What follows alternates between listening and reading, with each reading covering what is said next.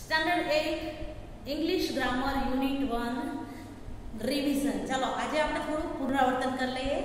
અત્યાર સુધી ઇંગ્લિશમાં આપણે શું ભણ્યા? બાળ મિત્રો તમારી ગ્રામર બુક ખોલી રાખજો અને પેજ નંબર 5 યુનિટ 1 રિવિઝન। હવે સૌથી પહેલા તો ગ્રામરમાં આપણે શીખી ગયા ટુ બી ના રૂપ, બરાબર? છઠ્ઠા ધોરણમાં, સાતમા ધોરણમાં, છઠ્ઠા ધોરણથી આપણે સ્ટાર્ટ થયું। પાંચમા ધોરણમાં તો આપણે સાદા વાક્ય જ બનાવતા હતા, જ્યારે છઠ્ઠા ધોરણમાં આપણે ટુ બી ના રૂપો શીખી ગયા। કયા કયા? તો કે સાદો વર્તમાન કાળ, સાદો ભૂતકાળ, પછી ટુ હેવ, બરાબર? ટુ હેવના સાદા વર્તમાન કાળના, ભૂતકાળના, ડુ અને ડઝના સાદા વર્તમાન કાળ, ભૂતકાળના, બરાબર? આ બધું આપણે શીખી ગયા। હવે કોઈ પણ વાક્યમાં કર્તા તરીકે વપરાયેલ પુરુષવાચક સર્વનામમાં ટુ બી ના વર્તમાન કાળના રૂપો એમ, ઇઝ, આરનો ઉપયોગ થાય છે। એવી જ રીતે સાદા વર્તમાન કાળમાં એમ, ઇઝ, આરનો ઉપયોગ થાય છે, તો સાદા ભૂતકાળમાં વોઝ અને વેરનો ઉપયોગ થાય છે, બરાબર? હવે આપણે જોઈએ કે ભાઈ આઈ એમ, હું છું, યુ આર, તું છે, યુ આર, તમે છો। મિત્રો તમે જોયું, બીજો પુરુષ એકવચન અને બહુવચનમાં બંનેમાં જે આવે છે યુ આર એ એક જ આવે છે। પછી ત્રીજો પુરુષ એકવચનમાં જોઈએ તો કે he is, she is, it is, અને ત્રીજો પુરુષ બહુવચનમાં જોઈએ તો ધે આર, પરંતુ પહેલો પુરુષ બહુવચન એટલે વી આર। બરાબર મિત્રો, આ વસ્તુ તમારે ખાસ ધ્યાન રાખવાની કે હંમેશા આઈ, વી, યુ, ધે અને બે નામ આપેલા હોય, બરાબર? તો એની સાથે તમારે બહુવચનનું તે ટુ બી નું રૂપ આવશે, બરાબર? જેમ કે આપણે જો ટુ બી નું રૂપ જોઈએ, ટુ બી નું રૂપ કયું આવે તો કે આ બધાની સાથે આઈ ને બાદ કરતા આઈ ની સાથે શું આવે તો કે એમ આવે, આઈ ની એકની સાથે જ એમ આવે। આ બધાની સાથે ટુ બી નું રૂપ કયું આવશે તો કે આર આવશે, બરાબર? ટુ બી નું રૂપ કયું આવશે? આર આવશે। પછી એવી જ રીતે આ જ શબ્દને આપણે લઈ અને જોઈએ તો કે આઈ ની સાથે આ વર્તમાન કાળનું રૂપ થયું, બરાબર? તો હવે આપણે ભૂતકાળનું રૂપ જોઈએ તો કે ભૂતકાળમાં તો કે આઈ ની સાથે શું આવે? વોઝ, બરાબર? એમ એટલે તો કે છું, વોઝ એટલે હતો, હતી, હતું, બધું, હતો, હતી, હતું, બરાબર? આ છે તે એકવચન માટેના શબ્દો છે, બરાબર? પણ વી, યુ, ધે એટલે બે નામ આપેલા હોય તો ભૂતકાળ માટે શું આવે? વેર। આ વસ્તુ ખાસ યાદ રાખવાની છે, ભૂતકાળ માટે વેર આવે। પછી આ સિવાયમાં એકવચન માટે ત્રીજો પુરુષ એકવચનમાં કયા કયા આવશે તો કે હી, શી અને ઇટ। આ બધા માટે ટુ બી નું રૂપ વર્તમાન કાળનું કયું આવશે તો કે ઇઝ આવશે, બરાબર? તો ભૂતકાળનું કયું આવશે તો કે વોઝ આવશે। પણ મિત્રો કેટલીક વખત તમને એમ કે ભાઈ તમે કાળ પરિવર્તન કરો, બરાબર? તો કાળ વચન પરિવર્તન તો સમજા, બરાબર? પણ કાળ પરિવર્તન કેવી રીતે કરવાનું તો કે અહીંયા ઇઝ આપ્યું હોય તો આપણે વોઝ કરવાનું, કેટલીક વખત એમ આપ્યું હોય ને તોય તમારે વોઝ જ કરવું પડે, બરાબર? તો પછી કેટલીક વખત એમ કીધું હોય કે આર આપ્યું છે તો વેર કરવાનું છે। ઓપોઝિશનમાં પણ પૂછી શકે, વિરુદ્ધાર્થી શબ્દોમાં પણ તેઓ પૂછી શકે કે ભાઈ આર નો વિરોધી તો કે વેર, બરાબર? ત્યાં તમે વિલ ને શેલ નો મૂકી શકો, કારણ કે એ છે તે ભવિષ્યકાળના સહાયકારક ક્રિયાપદો છે।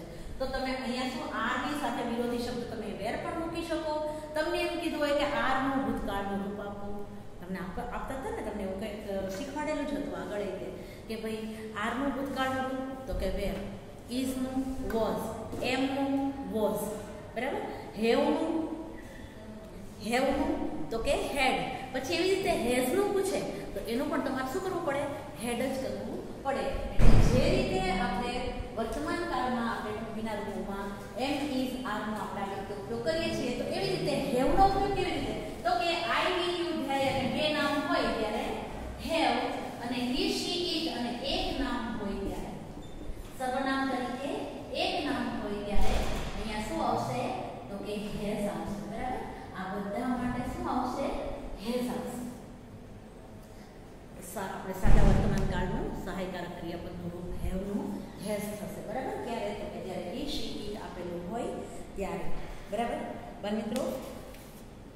આ રીતે હવે આ જ છે શબ્દો એને આપણે નકાર વાક્ય બનાવવા હોય તો કે નકાર વાક્ય બનાવવા માટે જ્યાં જ્યાં તમને ટુ બીનું રૂપ આપેલું છે ત્યાં બાજુમાં નોટ મૂકી દો. બરાબર?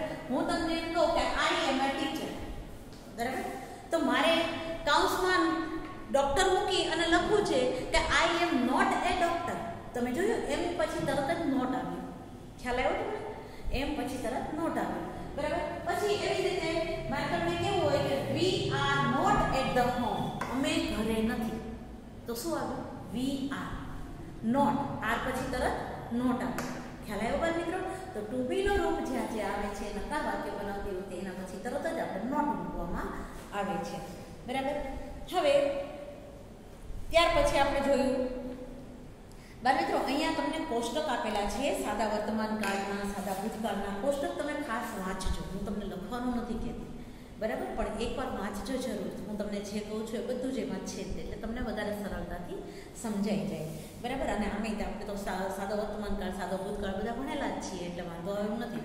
હા, જેને સાદા વર્તમાન કાળના કે ભૂતકાળના એક્શન વર્ડ યાદ નથી ને એ લોકોને નહીં આવડે. એક્શન વર્ડ તમારે ફરજિયાત યાદ રાખવાના છે અથવા તો તમારે એ શીખવાનું છે. બરાબર? You have to learn it. Okay? હવે જોઈએ આપણે અહીંયા સાદો ભૂતકાળ આપેલો છે એના પણ આપણે ટુ બીના રૂપો આપેલા છે પેજ નંબર 6 ઉપર. બરાબર? તો અહીંયા પેજ નંબર 6 ઉપર આપેલા છે તો ત્યાં ટુ બીના રૂપો કયા આપેલા છે તો કે વોઝ અને વેર આપેલા છે. તેનું કોષ્ટક પણ આપેલું છે. બરાબર? બાળ મિત્રો વેરનો અર્થ થાય હતા. વેરનો અર્થ શું થાય? હતા. જ્યારે વોઝનો હતો હતી હતું બધું. બરાબર? વેરનો અર્થ થાય હતા. ઓકે? પછી એકવચનમાં સામાન્ય નામ એક હોય. એકવચનમાં સામાન્ય નામ એટલે એક નામ હોય અથવા તો સર્વનામ હી શી ઇટ હોય ત્યારે આપણે ભૂતકાળ માટે વોઝ વાપરીએ છીએ, સાદા વર્તમાન કાળ માટે ઇઝ વાપરીએ છીએ. બરાબર? અને જ્યારે તમારી કોઈ માલિકીની વસ્તુ દર્શાવવાની છે અને આ સામાન્ય નામની સાથે હી શી ઇટ કોઈ પણ એક છે તો ત્યાં હેઝ વાપરવામાં આવશે. ઓકે? હવે વાક્યને જ્યારે આપણે નકાર બનાવવાનું છે આમાં પણ ભૂતકાળમાં પણ ત્યારે ટુ બીના રૂપ પછી તરત આપણે નોટ મૂકીએ છીએ. બરાબર? હવે ત્યાર પછી આપણે જોઈએ forms of have. To have. To have એટલે તો કે પાસે હોવું. મેં તમને આ સમજાવ્યું. ટુ હેવ એટલે તો કે પાસે હોવું. બરાબર? કોઈ પણ વસ્તુ કે પોતાના અંગોની વિશે આપણે માહિતી આપતા હોઈએ ત્યારે તમે કહી શકો ટુ હેવ એટલે પાસે હોવું. બરાબર? એટલે કે મારી પાસે છે. I have to hands. મારે બે હાથ છે. હવે મારી પાસે બે હાથ છે. જ્યારે અવયવોની વિશે આપણે વાત કરતા હોય ત્યારે પાસે એવો શબ્દ વાપરવો જરૂરી નથી. I have to eyes. મારે બે આંખ છે. ઓકે? ખ્યાલ આવ્યો બાળ મિત્રો? બરાબર? તમે કહી શકો, હું તમને કહી શકું you have a nice mobile. તમારી પાસે સુંદર મોબાઈલ છે. You have. બરાબર? તો અહીંયા યુની સાથે શું આવ્યું? હેવ. કરતા પછી તરત જ જે કરતા એક વચન છે કે બહુવચન છે. બરાબર? એને ધ્યાનમાં રાખી હેવ અને હેઝ વાપરવામાં આવે છે. હેઝનો ઉપયોગ ત્રીજો પુરુષ એક વચન માટે જ કરવામાં આવે છે. કોઈ પણ સામાન્ય નામ એક હોય અથવા તો હી શી ઇટ હોય ત્યાં. બરાબર? હવે જોઈએ હેવમાં આપણે આગળ જોઈએ તો કે I have, we have, you have, he has, she has, it has અને એનું બહુવચન ધે હેવ. બરાબર? જે આપણે અહીંયા કરેલું છે તે. બરાબર? હવે બાળ મિત્રો અહીંયા જોઈએ કે ટુ હેવનું આપણે નકાર વાક્ય બનાવવું હોય તો આપણે શું કહીએ તો કે I have not a sketch pen. I have a pen. I have not a sketch pen. તમને એમ કહો વોટ ઇઝ ધીસ? તો this is a sketch pen. તમે એમ કહો ધીસ ઇઝ અ પેન. બરાબર? પણ મારે કેવું હોય કે ભાઈ મારી પાસે પેન નથી તો I have not a pen. મારી પાસે એક પણ પેન નથી એમ આપણે કહી શકીએ. બરાબર? જ્યારે નકાર વાક્ય બનાવવાનું હોય ત્યારે હેવ પછી તરત જ નકાર વાક્ય મૂકવાનું નોટ કરી અને નકાર વાક્ય બનાવવામાં આવે છે. એવી જ રીતે આપણે જોઈએ કે ભાઈ સામાન્ય નામ કોઈ પણ એક છે અને હી શી ઇટ આપેલું છે કર્તાના સ્થાને તો આપણે શું કરીએ તો કે he has not a bicycle. He has not a bicycle. તેની પાસે સાયકલ નથી. He has a nice scooter. તેની પાસે સરસ મજાનું સ્કૂટર છે, બરાબર? આવી રીતે તમે કહી શકો. પછી માની લો કે ગર્લ છે, તો ગર્લ માટે આપણે શું વાપરીએ છીએ? શી વાપરીએ છીએ. તો she has a nice skirt. તેની પાસે સુંદર સ્કર્ટ છે, બરાબર? તો અહીંયા પણ શું થયું? શી હેઝ આવ્યું. હેઝ એટલે કે તેની પાસે છે. ઓકે, તો તમે that is a bird, it has બીક, રેડ બીક, બરાબર? અથવા તેમ કહો this is A parrot, it has red બીક. તેને લાલ ચાંચ છે, તમે એવું કહી શકો, બરાબર?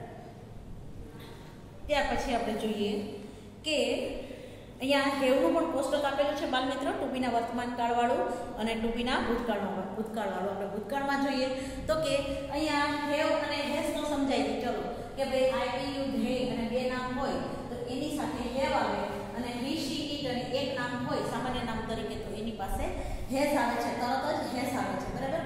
પરંતુ ભૂતકાળ હોય ત્યારે ભૂતકાળમાં આપણે શું કહેશું? તો કે અહીંયા હેવ છે તો ત્યાં શું થઈ જશે? હેડ થઈ જશે. અહીંયા પણ હેડ થઈ જશે. એટલે આ બંને છે તે કોઈ પણ તમારે સર્વનામ હોય તો એનો ભૂતકાળ કરવા માટે આપણે ખાલી હેડ જ મૂકવાનું રહે છે, બરાબર?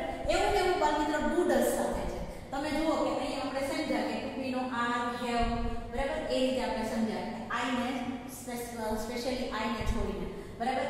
પણ જો આપણે હેવનું રૂપ મૂકતા હોય ત્યારે આઈ have, we have, you have, they have અને ધે બે કોઈ પણ નામ હોય કે રામ એન્ડ શ્યામ હેવ, બરાબર? તો તમારે આવી રીતે હેવનો ઉપયોગ થાય છે. હેવની સાથે આઈને પણ આપણે ઇન્ક્લુડ કરવાનો છે, બરાબર? ખાલી એમને છોડીને, બરાબર? જ્યારે સાદો વર્તમાન કાળની સાદી ક્રિયા થતી હોય તે છોડીને. ઓકે, પછી તો જોઈએ તો સાદા વર્તમાન કાળમાં આપણે ઈ, શી, ઇટની સાથે હેઝ મૂક્યું, બરાબર?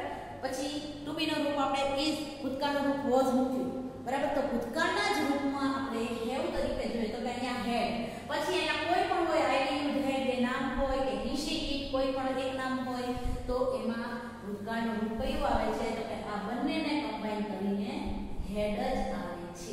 તો એવું ડુ ડઝમાં પણ થાય છે કે આઈ યુ ધે અને બે નામ હોય તો એની સાથે શું આવે? સાદા વર્તમાન કાળમાં ડુ આવે, બરાબર? અને હી શી ઇટની સાથે શું આવે? તો કે ડઝ આવે, બરાબર? પરંતુ જો ભૂતકાળ હોય, બરાબર, ભૂતકાળ માટે ડુ નું રૂપ છે તે શું આવે? તો કે ડીડ આવે. ખ્યાલ આવ્યો બાળ મિત્રો? ડીડ આવે. એ ડીડ બધા માટે ચાલે. પછી આઈ ડીડ, બરાબર? તમે મને પૂછો did you teach us lesson unit 1 તો હું શું કહીશ? Yes I did. હા, મેં તમને ભણાવી દીધું, બરાબર? ઇંગ્લિશમાં યુનિટ 1 આપણે ભણી ગયા તો એના વિશે આપણે કહી દીધું, બરાબર? તો આ રીતે આપણે કરી શકાય. પછી ત્યાર પછી જોઈએ તો કે હેવ નોટ કે હેઝ નોટ તરત જ આપણે મૂકવાનું આવે. પછી એવી જ રીતે તમને એમ પૂછ્યું ડુ યુ વોન્ટ એનીથિંગ તો તમે શું કહેશો? નો આઈ ડોન્ટ, બરાબર? ના, મારે કંઈ જોતું નથી. તો અહીંયા ડુ ડઝ માટે પણ નકાર વાક્ય છે તો ડુનું શું થાય? ડોન્ટ તરત જ આવે. પછી એવી રીતે તમે જુઓ છો કે ભાઈ ડીડ આપેલું હોય તો ડીડન્ટ, બરાબર? ડઝ આપેલું હોય તો ડઝન્ટ. દરેક નકાર વાક્ય છે તે આમાંથી જ બને છે. ઓકે, તરત ટુબીના રૂપ પછી તરત આપણે નોટ મૂકીએ એટલે નકાર વાક્ય બને, બરાબર? હવે આપણે જોઈએ પેજ નંબર 8 બાળ મિત્રો. પેજ નંબર 8 માં જુઓ, અહીંયા તમને આપેલું છે પુરુષવાચક સર્વનામ ને ટુ હેવનું ભૂતકાળનું રૂપ. તમે જો એ કોષ્ટક જે તમને આગળ કોષ્ટક આપેલા છે એ જ કોષ્ટક અહીંયા આપેલા છે. બધા કોષ્ટક એકવાર તમારે ભણી લેવાના છે, વાંચી લેવાના છે. વાંચી લેશો એટલે તમને સરસ રીતે યાદ રહી જશે બાળ મિત્રો. અહીંયા આપેલું છે આઈ હેડ, વી હેડ, યુ હેડ. તમે જુઓ કે બધામાં એક જ હતો, હતી, હતું, કોઈ પણ જે લાગુ પડતું હોય પણ હેડ તો હેડ જ આવે છે. ઓકે, પછી એક સામાન્ય નામ હોય કર્તા તરીકે તો પણ આપણે હેડ જ મૂકીએ છીએ. બે કે બેથી વધુ સામાન્ય નામ હોય કર્તા તરીકે તો પણ આપણે હેડ જ મૂકીએ છીએ ભૂતકાળના રૂપમાં, બરાબર? હવે વાક્યોને નકારમાં મૂકવા પછી ટુ હેવના રૂપ પછી નોટ મુકાય છે અને એને હેડ નોટ ભૂતકાળનું હોય તો હેડ નોટ મુકાય છે, બરાબર? એટલે કેટલીક વખત આપણે નકાર વાક્યોને છે તે ટૂંકમાં પણ લખીએ છીએ. કેવી રીતે લખીએ છીએ? તો કે તમે જુઓ છો કે અહીંયા એમ નોટ આપણે લખવું પડે. જો એમ નોટ ન લખીએ ને તો આપણે આરન લખાય, બરાબર? આઈ આરન એ રીતે, બરાબર? પણ માની લો કે વી તો કે વી નામ હોય તો આ રંગ, બરાબર, એ ટૂંકું રૂપ છે. પછી એવી જ રીતે આપણે જોઈએ તો કે I haven't, I have not કેવું હોય તો I haven't, we haven't, you haven't, they haven't. પછી કોઈ પણ બે નામ હોય તો હેવન્ટ. પછી એવી રીતે આપણે જોઈએ હેડ આપેલું છે તો કે આઈ હેડ નોટ અથવા તો આઈ હેડન્ટ, યુ હેડન્ટ, વી હેડન્ટ, કોઈ પણ આપણે મૂકી શકીએ. એવી જ રીતે આપણે જો સામાન્ય નામ એક વચન હોય અને એમાં સાદો વર્તમાન કાળ કે સાદો ભૂતકાળ હોય તો વોઝન્ટ કરી શકીએ. પછી બહુવચન હોય તો વેરન્ટ કરી શકીએ, બરાબર. અહીંયા વેરન્ટ આપણે કરી શકીએ, અહીંયા ડઝન્ટ કરી શકીએ, ઇઝન્ટ, વોઝન્ટ, હેઝન્ટ, બરાબર. એ રીતે આપણે નકાર કરી શકીએ. અને ડીડન્ટ અને હેડન્ટ ભૂતકાળનું રૂપ હોય તો આખું મીઠીને ડીડની સાથે નકાર વાક્ય બનાવવાનું હોય તો ડીડન્ટ જ મૂકવાનું આવે, બરાબર. હવે બાળમિત્રો અહીંયા આપણને કાર્ડિનલ નંબર અને ઓર્ડિનલ નંબર આપેલા છે. પેજ નંબર 8 જુઓ તો તમારા પાઠ્યપુસ્તકમાં.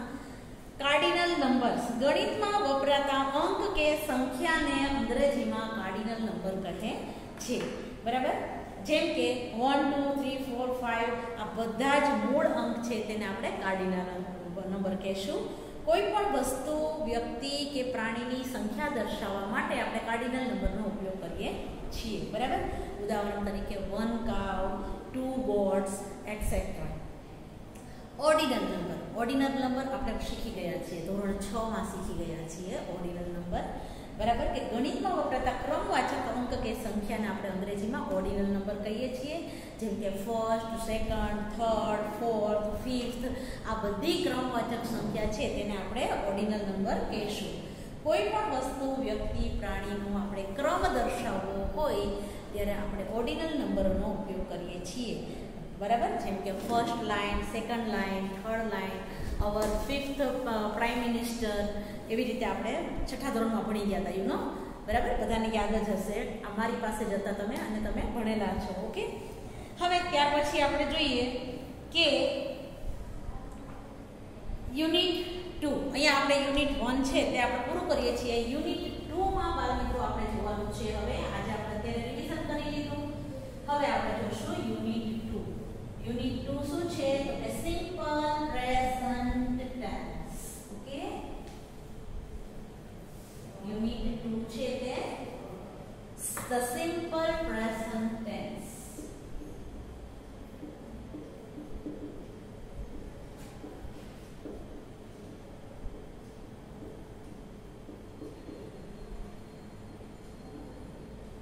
એટલે કે સાદો વર્તમાન કાળ.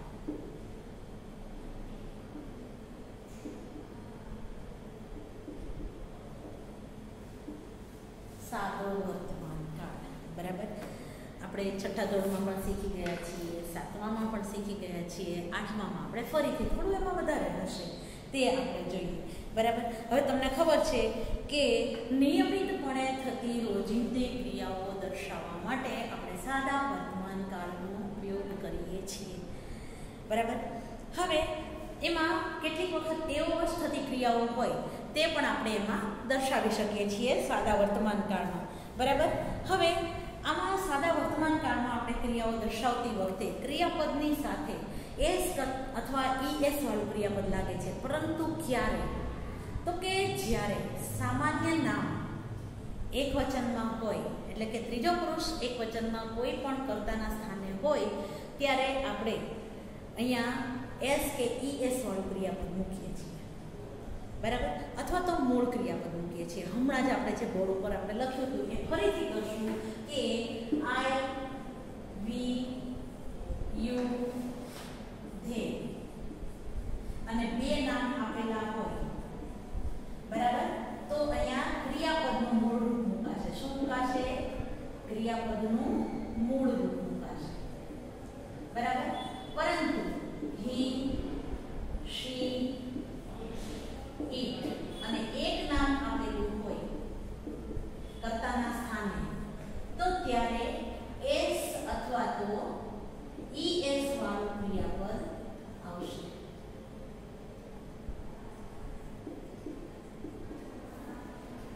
એસ અથવા ઈએસ વાળું ક્રિયાપદ મૂકવામાં આવે છે, બરાબર. હવે તમે કહી શકો, અહીંયા ઉદાહરણ આપેલું છે, બરાબર.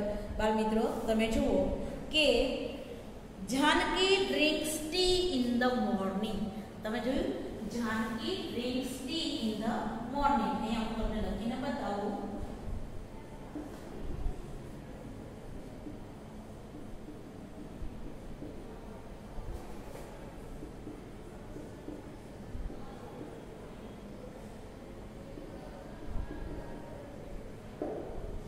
Janaki drinks tea in the morning. આમાં તમને શું દેખાયું? તો કે જાનકી છે તે આપણે એક સામાન્ય નામ છે. નામ પછી તરત જ તે ક્રિયાપદ આવે છે. હવે ક્રિયાપદ છે એ કેવું છે? તો કે એસ અથવા ઈએસ વાળું છે. બરાબર, અહીંયા આપણે એસ વાળું ક્રિયાપદ છે. તો અહીંયા ડ્રિંક્સ નો અર્થ શું થાય? તો કે પીવે છે.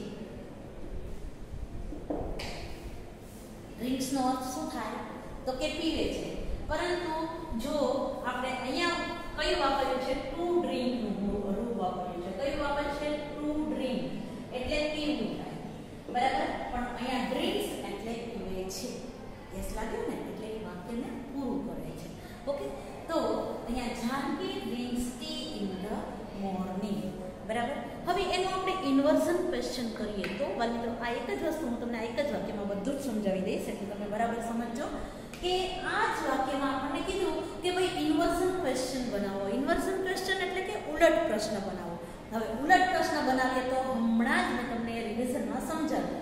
બરાબર, કે ઉલટ પ્રશ્ન બનાવતી વખતે આપણે અહીંયા ડ્રિંક્સ છે તો અહીંયા સહાયકારક ક્રિયાપદ ડઝ નો આપણે ઉપયોગ કરી અને ઉલટ પ્રશ્ન બનાવશું કે ડઝ જાનકી, ડઝ જાનકી. હવે અહીંયા ડ્રિંક થઈ જશે. શું થઈ જશે? ડ્રિંક. અહીંથી એસ નીકળી જશે. બરાબર, જે વિધાન વાક્યની અંદર એસ છે ક્રિયાપદની સાથે એ એસ નીકળી જશે. અહીંયા does Janaki drink tea in the morning.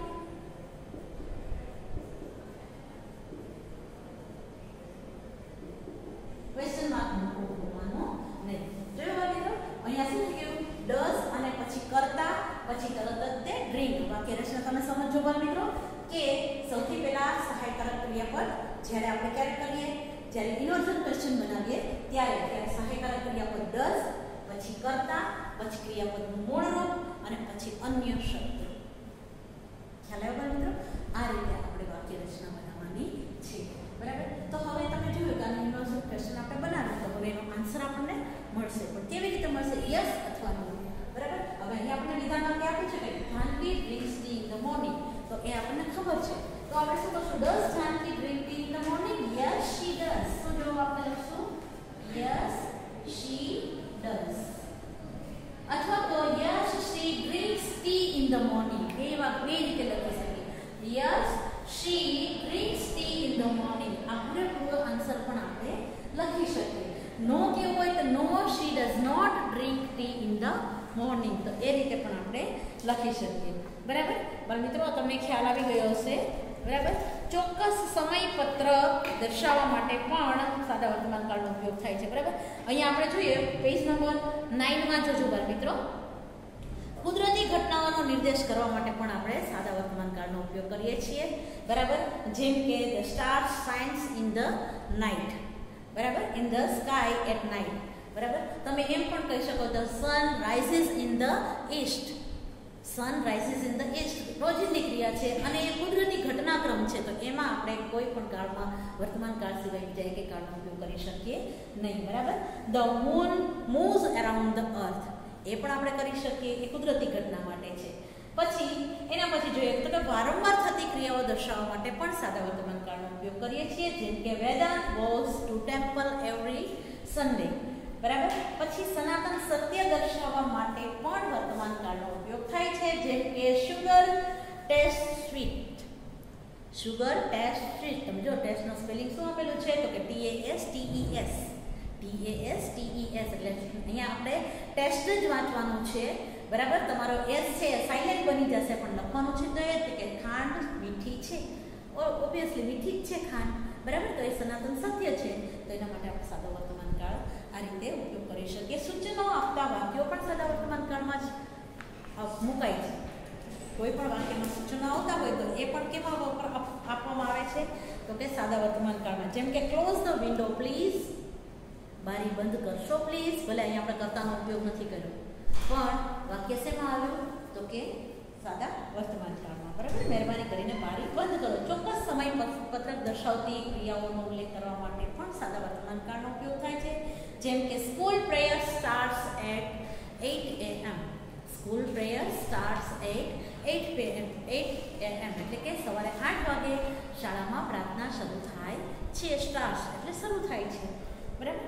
હવે ધેર અને હિયર સાથે શરૂ થતા ઉદ્ગાર વાક્યો પણ સાદા વર્તમાન કાળમાં જ બોલાય છે. પેજ નંબર 10 પર જોજો બાળ મિત્રો, તમારી ગ્રામર બુકમાં પેજ નંબર 10 માં જુઓ. બરાબર, જેમ કે ધેર હી હિટ્સ અ 6.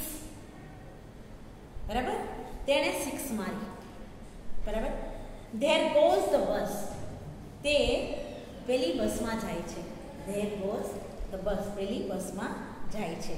સાદા વર્તમાન કાળનો ઉપયોગ ભવિષ્યમાં ઘટનારી ચોક્કસ ક્રિયાઓ દર્શાવવા માટે થાય છે.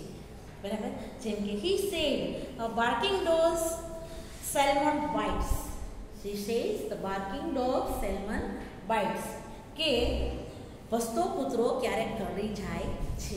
બરાબર, આવી બધી ઘટનાઓ છે તો એને પણ આપણે સાદા વર્તમાન કાળમાં, કારણ કે એ તો ભવિષ્યમાં થવાનું છે, પણ અહીંયા આપણને સચેત કરે છે કે ભાઈ તમે ધ્યાન રાખજો કે વસ્તા કૂતરા પણ ક્યારેક કરડી જાય છે.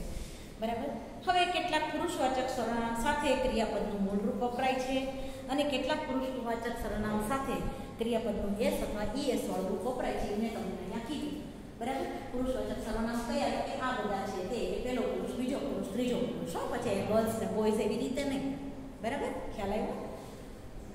હવે આગળ જોઈએ આપણે. ઉદાહરણ આપેલું છે I go to school every day. અને તમને કીધું રોજિંદી ક્રિયાઓ છે, ટેવ વશ થતી ક્રિયાઓ છે. આ બધી ક્રિયાઓમાં સાદા વર્તમાન કાળનો ઉપયોગ થાય છે.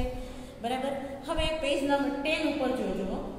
11 ઉપર તમે જુઓ પેજ નંબર. યાદ રાખો, પુસ્તક વાંચો. બરાબર બાળ મિત્રો, જો તમને મેં અત્યારે સમજાવ્યું ને, તમારે એકવાર રીડ તો કરવાનું જ છે. રીડ કરશો તો જ આવડશે, નહીંતર નહીં આવડે. બરાબર, એટલે ટુ બીના રૂપો એમ ઇઝ આર છે. વર્તમાન કાળમાં ટુ હેવના રૂપો છે તે હેવ અને હેઝ છે. પછી સાદા ભૂતકાળમાં આપણે કહીએ તો હેડ છે.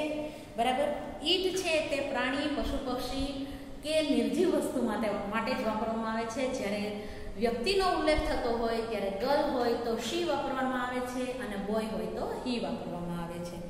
બરાબર, પછી વર્બ્સને અંગ્રેજીમાં એક્શન વર્ડ્સ પણ કહેવાય છે. બરાબર, જેમ કે અહીંયા ડ્રીમ્સ છે તો ડ્રીમ્સ શું છે તો કે વર્બ છે. આપણે વર્બને એને ઇંગ્લિશમાં આપણે બીજો કયો વર્ડ છે એનો તો કે એક્શન વર્ડ પણ આપણે એને કહી શકીએ છીએ. એટલે ક્રિયા કરતા શબ્દો. બરાબર, ક્રિયા દર્શાવતા શબ્દો. હવે કેટલાક અગત્યના નિયમો છે તે તમે જોઈ લો બાળ મિત્રો, કે ક્રિયાની પાછળ ક્યારે એસ અને ક્યારે ઈએસ આવે. બરાબર, તો જે ક્રિયાપદના અંતે બાળ મિત્રો બરાબર સમજો, જે ક્રિયાપદના અંતે S, SH, CH, double S, O કે એક્સ આવતા હોય ત્યાં આપણે ઈએસ પ્રત્યે લગાડવામાં આવે છે. જેમ આપણે છઠ્ઠા ધોરણમાં મેં તમને સમજાવ્યું હતું કે ભાઈ જ્યારે બહુવચનના રૂપો છે, જે રીતે બહુવચનના રૂપોનો નિયમ છે એવી જ રીતે આ ક્રિયાપદના રૂપોનો પણ આ જ નિયમ છે. બરાબર, તો જેમ કે પાસ તો પાસીસ, બસ તો બસીસ. બરાબર, બીજું છે કે જે ક્રિયાપદના છેડે વાય હોય અને તેની આગળ એ ઈ આઈ ઓ યુ એવો કોઈ શબ્દ હોય. બરાબર, એ ઈ આઈ ઓ યુ એવો કોઈ સ્પેલિંગમાં અક્ષર આવતો હોય તો આપણે અહીંયા ખાલી એસ મૂકવામાં આવે છે. બરાબર, જેમ કે પ્લે તો પ્લેસ. બરાબર, તો અહીંયા ખાલી એસ વાયની આગળ એ ઈ આઈ ઓ યુ કરીને કોઈ અક્ષર આપેલો હોય તો, જેમ કે બોય, બી ઓ વાય, બોય તો બોયઝ. ઓકે, હવે જો ક્રિયાપદના છેડે વાય અક્ષર હોય અને તેના પૂર્વે વ્યંજન હોય.